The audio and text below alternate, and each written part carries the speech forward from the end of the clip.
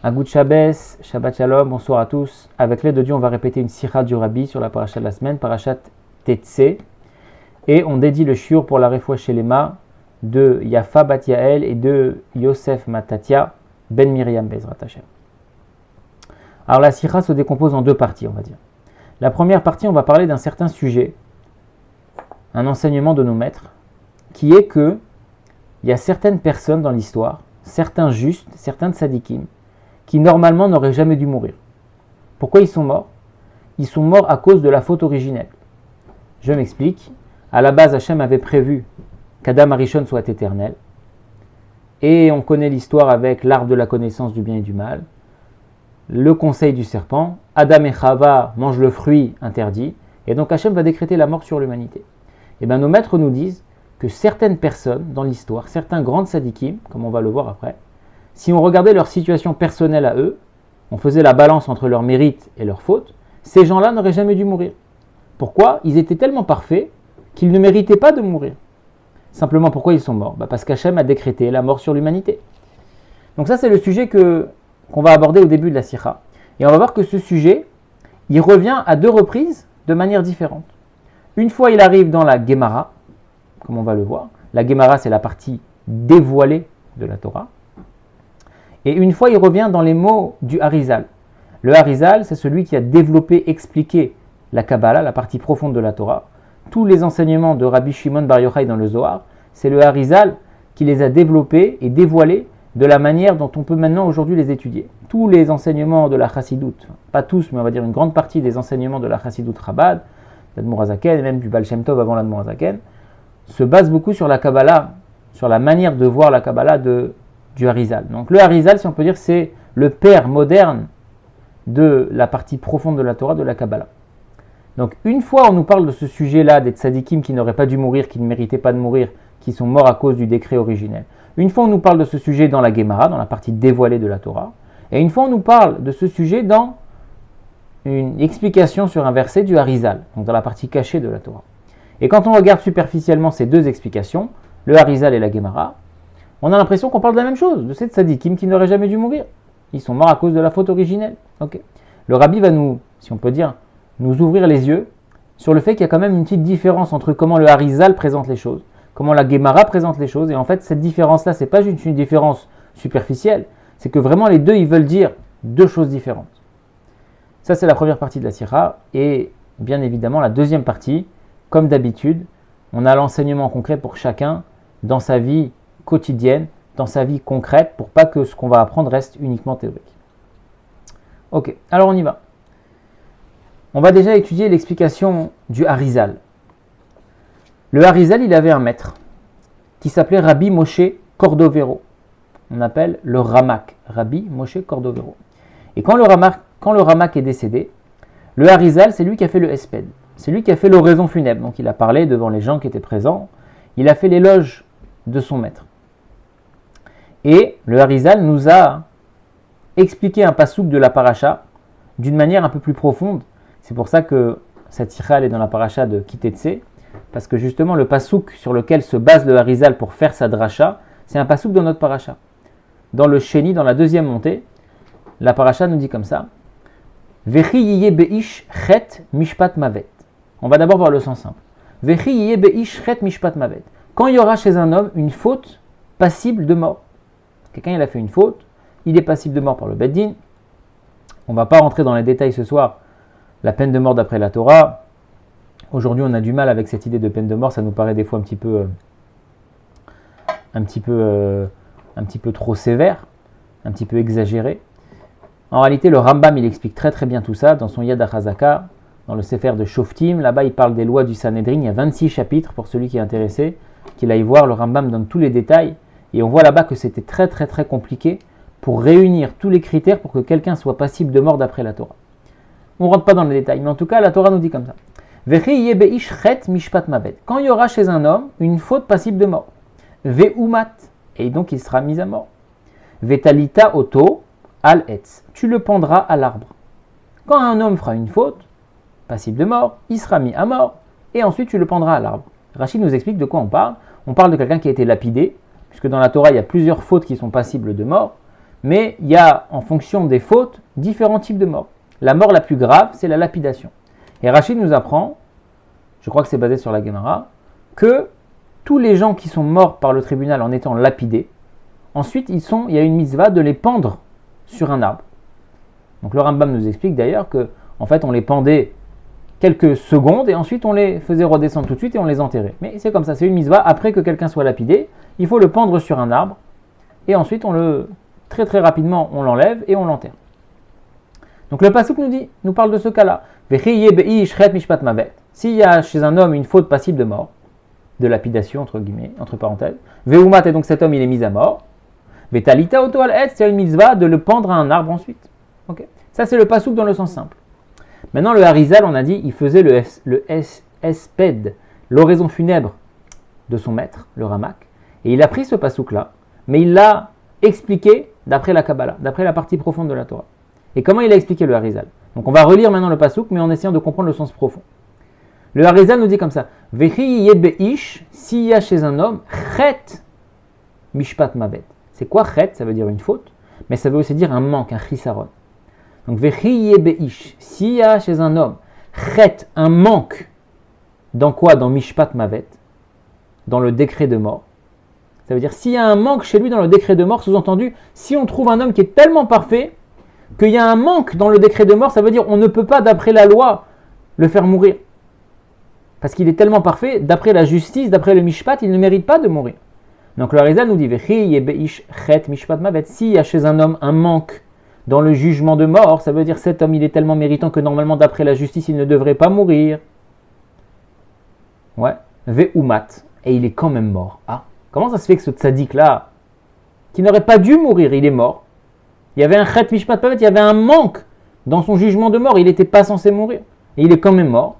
Ah, vetalita auto al etz. Vetalita auto al etz, on a dit ça veut dire tu le pendras à l'arbre, mais ça veut aussi dire tu feras dépendre sa mort de l'arbre. Et le Harizal il dit c'est quoi de l'arbre? De l'arbre de la connaissance. Etz adaat chez Gazar Mita, depuis l'épisode de l'arbre de la connaissance qui a eu un décret de mort sur l'humanité, Bishvil Karmet, et c'est à cause de ça qu'il est mort. Donc on a un verset qui nous dit quand il y aura un homme qui sera passible d'une faute de mort, il sera mis à mort, on le pendra à un arbre.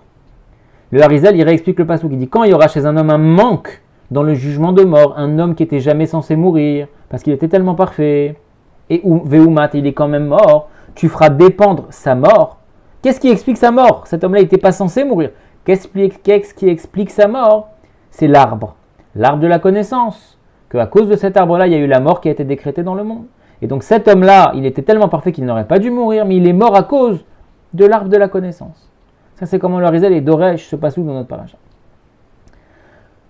A priori, comme on l'a dit au début, ça ressemble à l'enseignement de nos sages dans la Gemara qui nous dit, donc dans la Gemara de Shabbat, Daf Nunhe, donc page 55 à Moudbet, au verso de la page, nos sages nous disent Dalet Metu Be'etio Shel Nachash. Il y a 4 personnes dans l'histoire qui sont morts à cause du mauvais conseil du serpent. Entre parenthèses, qui sont ces 4 personnes? C'est intéressant de le savoir. On dit qu'il y a Binyamin, le fils de Yaakov, il y a Amram, le père de Moshe, il y a Ishaï, le père de David, et il y a Kilav, un des fils de David. Pourquoi est-ce que ces 4-là, on dit, ils sont morts à cause du mauvais conseil du serpent? C'est un peu la même idée. Ces 4 personnes étaient tellement des grandes équipes que normalement, ils n'auraient pas dû mourir. Ils sont morts à cause de quoi? Ils sont juste morts à cause du conseil du serpent. À cause de la faute d'Adam et Chava, qui a découlé du conseil du serpent. Et donc à cause de cette faute-là, Hachem il a décrété la mort sur le monde. Donc eux ils sont morts de ça. Ces 4-là n'étaient pas censés mourir. Entre parenthèses, pourquoi? On dit Binyamin, il n'a pas participé à la vente de Yosef. Amram, c'était le Gadolador, le chef de sa génération. Et quand il a vu qu'il avait eu tort de se séparer de sa femme, il n'a pas eu honte de se remarier avec elle. Ishaï, c'est le père de David, David Amelech, le roi d'Israël. Et Kilav, c'était un des fils de David, mais contrairement à la majorité, il est resté dans le bon chemin. Beaucoup d'autres enfants de David sont essayés de se rebeller, de prendre la royauté, etc. Shlomo, il a pris la succession de son père. Et Kilav, il est resté toujours fidèle aux enseignements de son père. Il est resté fidèle à la royauté, à la royauté de David. Donc ces 4 personnages, la Gemara nous dit 4 personnes qui sont mortes à cause du conseil du serpent. Donc comme on a dit au début dans l'introduction, quand on regarde superficiellement, on a l'impression que c'est la même chose, c'est la même idée. Le Harizal nous parle de son maître le Ramak. La Gemara nous parle des 4 personnes qui sont mortes. Et les deux, le Ramak et ces 4 autres tzadikim, L'idée, c'est quoi? C'est qu'ils n'auraient pas dû mourir si on regardait leur faute individuelle, ils n'auraient pas dû mourir. Mais comme il y a eu l'arbre ou le conseil du serpent, c'est la même idée, alors ils sont morts. Ils ne sont pas morts à cause de leur faute à eux, ils sont morts à cause du décret qu'Hachem il a fait au début. Ok, maintenant le rabbi il nous dit, mais on ne peut pas vraiment dire ça. Pourquoi? Parce que les mots ne sont pas pareils. Le Harizal il nous dit quoi? S'il y a chez un homme un manque dans le jugement de mort, tu ne peux pas le mettre à mort, normalement il est tellement parfait qu'il ne devrait pas mourir. Il est quand même mort. Le Harizal nous dit, Vetalita auto al etz. Tu feras dépendre sa mort de l'arbre. La Gemara par contre elle nous dit quoi? Il y a 4 personnes qui sont mortes à cause du conseil du serpent. Donc le Harizal nous parle de l'arbre de la connaissance et la Gemara nous parle du conseil du serpent. Alors c'est vrai que c'est la même idée, mais le Rabbi dit les termes sont importants. Et si ce n'est pas les mêmes termes, ce n'est pas juste une différence comme ça superficielle, c'est qu'on vraiment il y a un message profond caché derrière. Il y a une différence entre le Harizal et la Gemara. C'est quoi la différence? C'est quoi la différence de dire c'est le conseil du serpent ou c'est l'arbre qui a mis la mort dans le monde? Le Rabbi nous dit comme ça, c'est simple. Le conseil du serpent, ça a une connotation négative. Le conseil du serpent, c'est quelque chose de négatif. Le serpent, il a demandé à Chava d'aller contre la volonté de Dieu. Donc dans l'idée de dire c'est le conseil du serpent qui a causé la mort, il y a une connotation négative. C'est à cause d'une faute, c'est à cause d'une transgression de la volonté de Dieu qu'il y a eu la mort dans le monde. Donc ça a une connotation négative. Par contre, quand on dit c'est l'arbre, c'est à cause de l'arbre qu'il y a eu le décret, qu'il y a eu la mort dans le monde. L'arbre en soi, il n'a aucune connotation négative.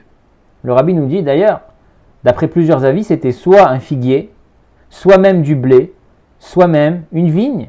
Et c'est des quoi? Ces 3 espèces-là font partie des 7 espèces par laquelle la terre d'Israël est louée. Donc l'arbre en lui-même, il n'avait rien de négatif. Il faisait même partie a priori des 7 espèces qui font la louange de la terre d'Israël. Plus que ça, le rabbi nous dit, c'était être à da'at. Le da'at, c'est positif. La connaissance, c'est positif. Et plus que ça, il ramène dans la Kabbalah qu'en réalité, on dit que Adam Arishon, il avait l'interdiction de manger l'arbre pendant 3 heures. Adam Arishon, il était créé un vendredi, quelques heures avant Shabbat. Et 3 heures avant Shabbat, si je ne dis pas de bêtises. Et on dit que Hachem lui avait interdit de manger l'arbre, ce fruit de l'arbre de la connaissance, mais c'était jusqu'au Shabbat. Ensuite, quand le Shabbat rentrerait, il aurait eu le droit de consommer le fruit. Donc tout ça pour dire qu'on voit que l'arbre en lui-même, il n'a pas de connotation négative. Donc en fait, l'arbre, le rabbi nous dit l'arbre, c'est comme si on remonte à la source, à la cause des causes, si on peut dire. La cause du décret, c'est quoi? C'est le fait que le serpent, il a donné un mauvais conseil à Chava de manger le fruit. Ça, c'est vraiment la cause de la mort, la cause du décret de mort sur l'humanité. Mais l'arbre en lui-même, il n'a rien de négatif. Donc l'arbre, la création de l'arbre, c'est la cause de la cause. La création de l'arbre a permis ensuite au serpent de venir, de donner un mauvais conseil à Chava et qu'elle mange de l'arbre. Mais l'arbre en lui-même, il n'était pas lié avec la faute, si on peut dire. L'arbre, c'est la possibilité qu'Hachem il a mis dans le monde qui est la mort. Puisque Hachem il a mis un arbre, donc on n'avait pas le droit de manger. Donc le fait même que l'arbre il soit là, ça donne la possibilité de la mort. Puisque si maintenant quelqu'un il vient, Adam il mange l'arbre, il mange le fruit de l'arbre, à ce moment-là, il transgresse la volonté de Dieu.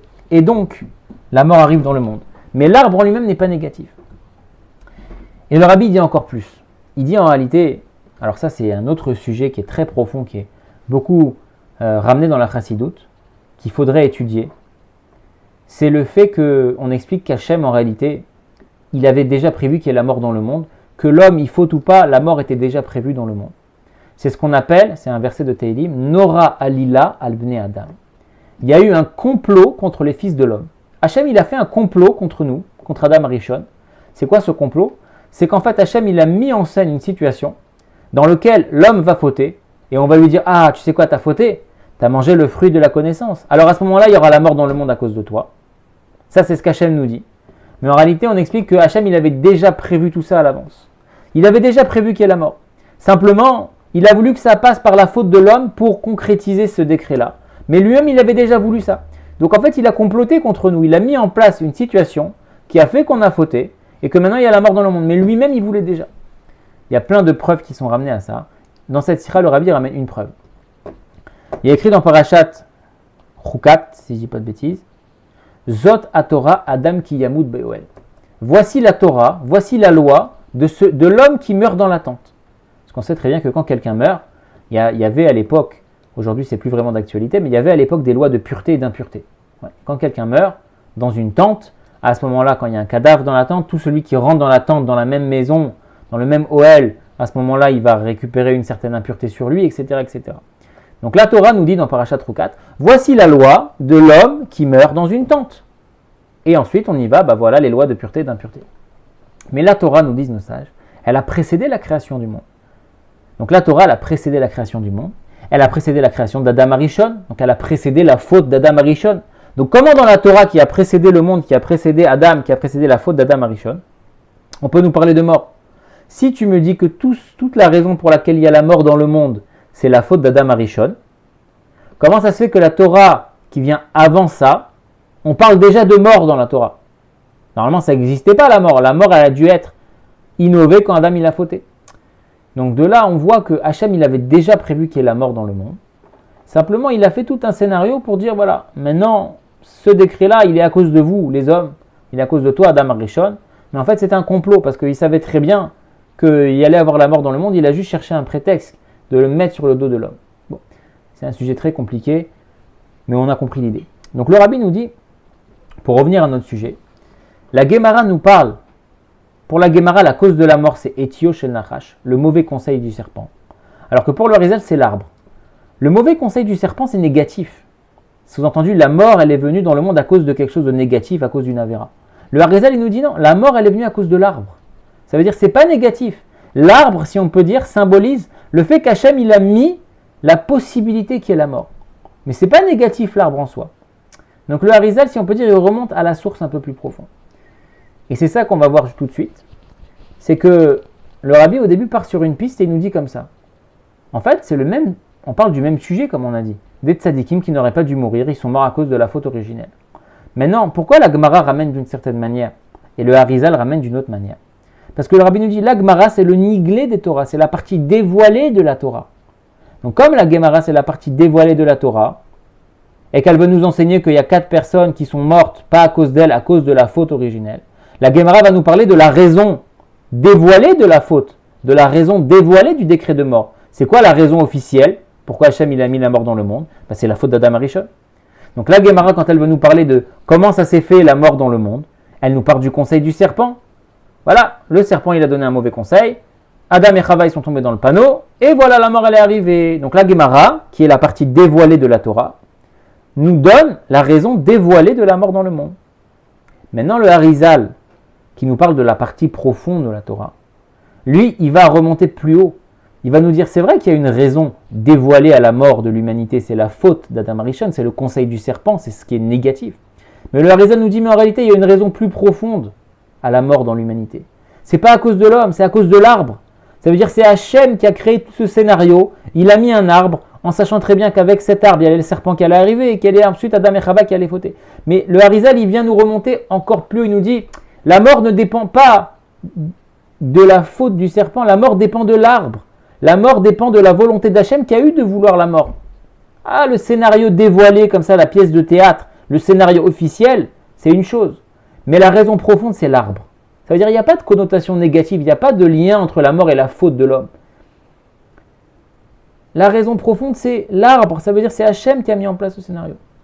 Donc le Rabbi nous dit, c'est vrai qu'on parle du même sujet. La Gemara, qui est la partie dévoilée de la Torah, va nous dire, c'est quoi la raison dévoilée de la mort? C'est quoi la raison officielle? C'est le conseil du serpent, c'est la faute, c'est la avéra, c'est le mal. Et s'il n'y avait pas eu de mal, on n'en serait pas là. Le Harizal nous dit non.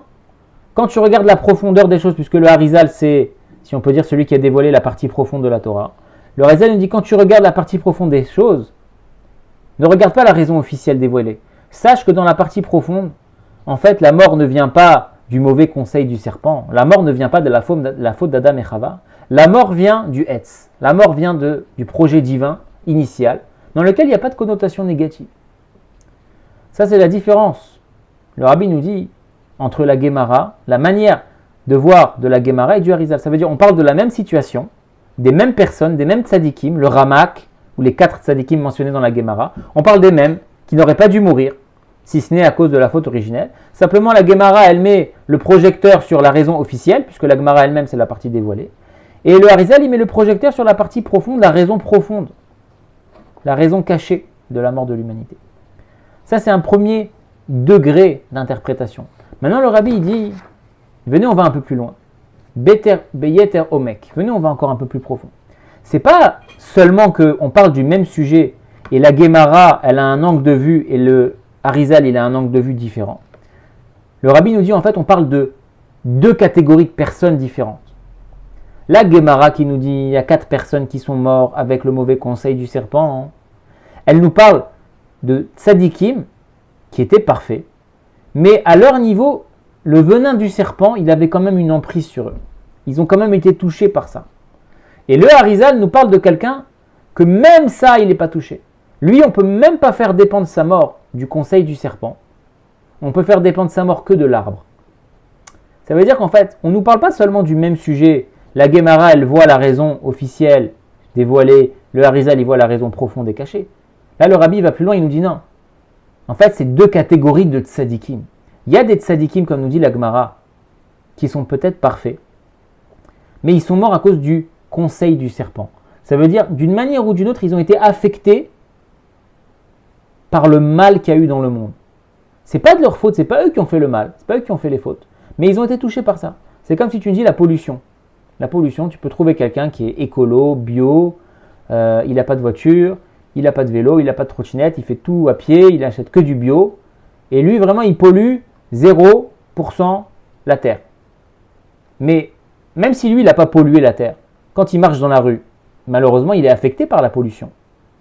Donc lui-même, c'est cette tzadikim-là dont la Gemara parle, eux-mêmes ils sont parfaits, ils n'ont pas fait d'avérote. Comment dire, dans leur comportement comme ça, dans leur raffinement de leur trait de caractère, dans leur comportement comme ça superficiel, ils sont parfaits.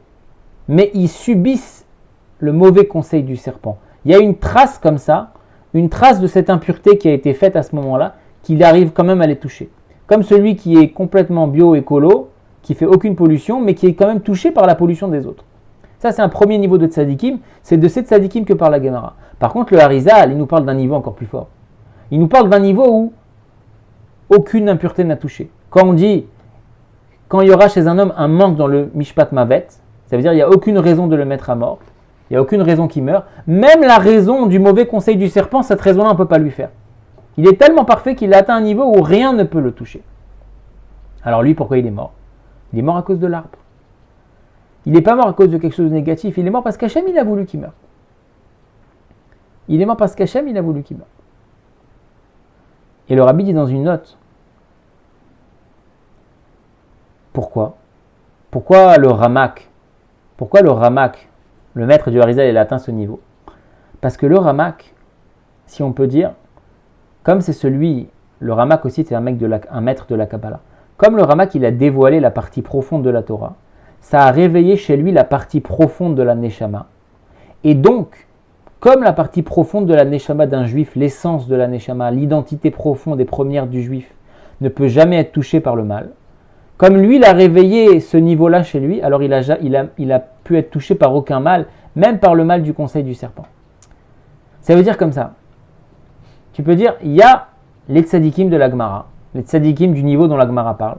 C'est des gens qui ont certes une partie profonde dans leur neshama, comme tous les juifs, mais ils ne sont pas parfaits parce qu'ils ont réveillé leur essence. Ils sont parfaits parce qu'ils ont fait un travail sur eux, ils sont maîtrisés, ils ont raffiné leur trait de caractère, si bien qu'ils sont arrivés à un niveau dans lequel ils étaient parfaits dans leur comportement. Mais ces tzadikim-là, ils sont quand même touchés par Etzio Shel Nachash.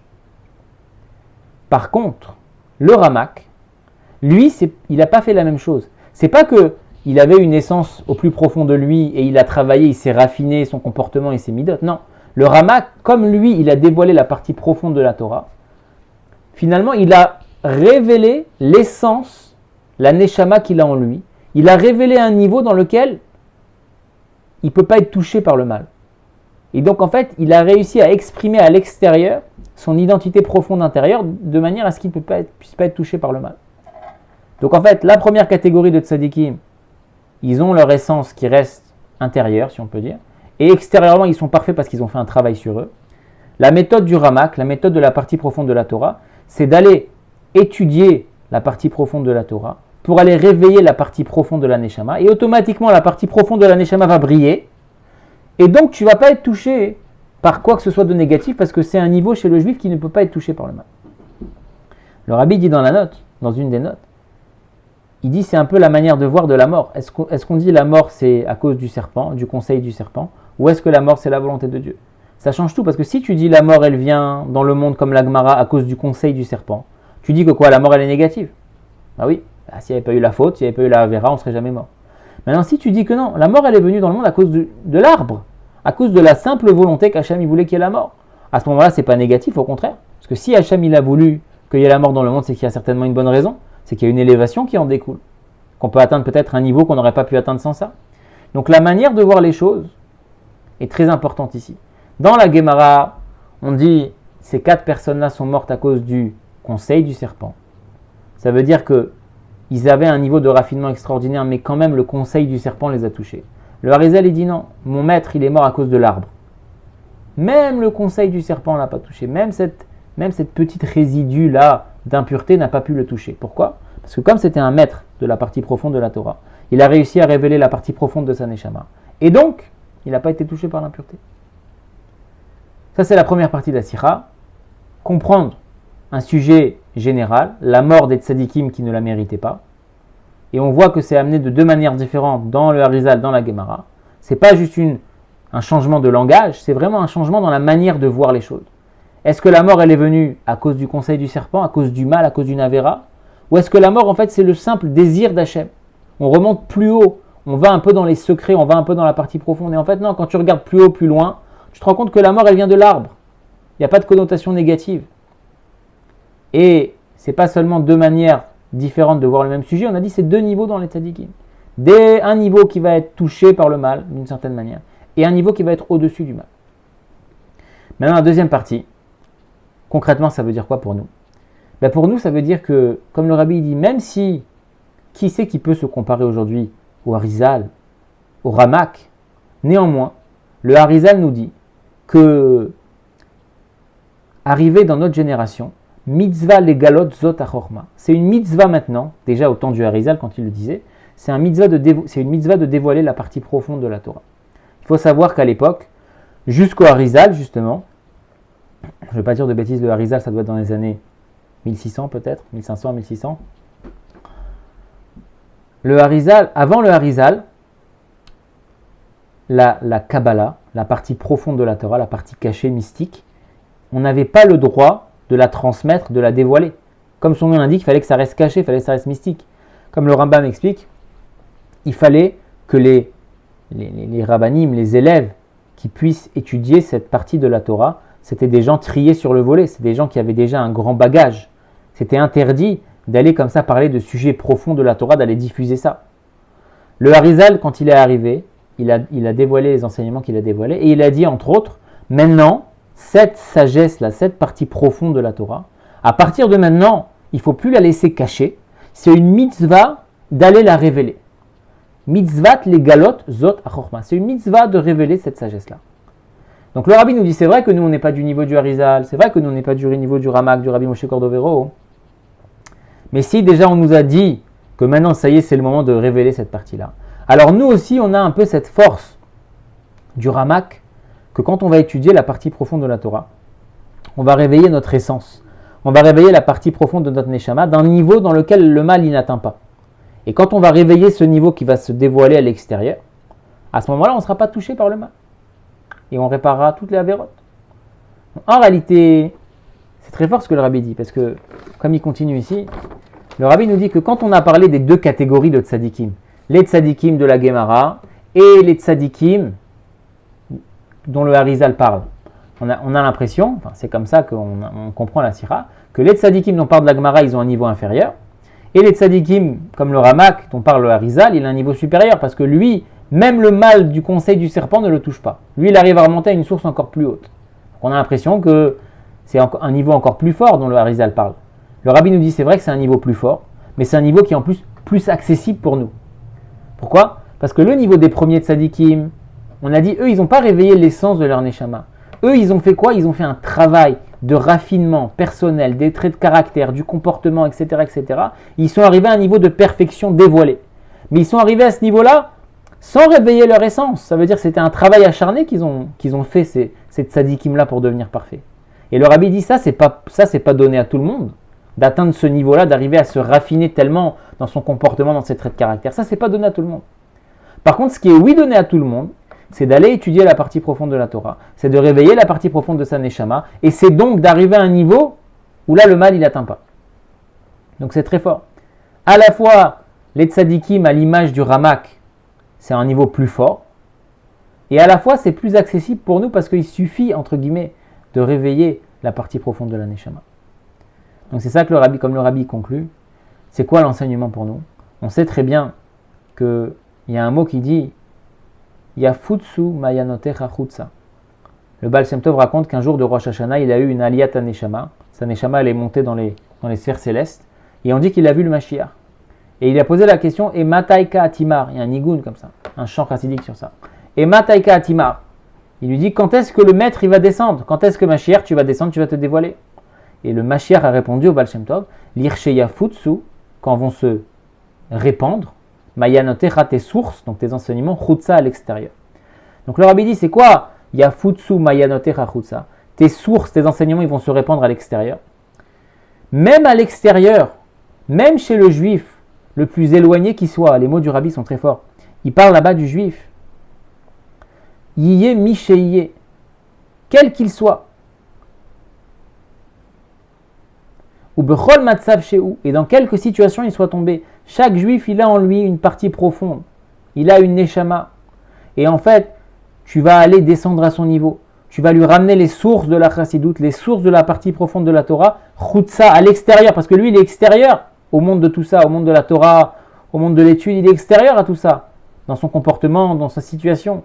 Tu vas aller là-bas lui ramener.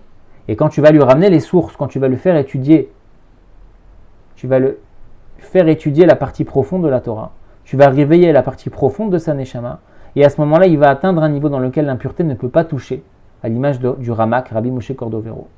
Et à ce moment-là, ça va le réveiller à un élan de tchouva, ça va pardonner toutes les avérotes, et on va, avec ça, très prochainement mériter la venue de notre juste Mashiach. Amen, Kenny Ratson. Donc l'enseignement concret, c'est quoi?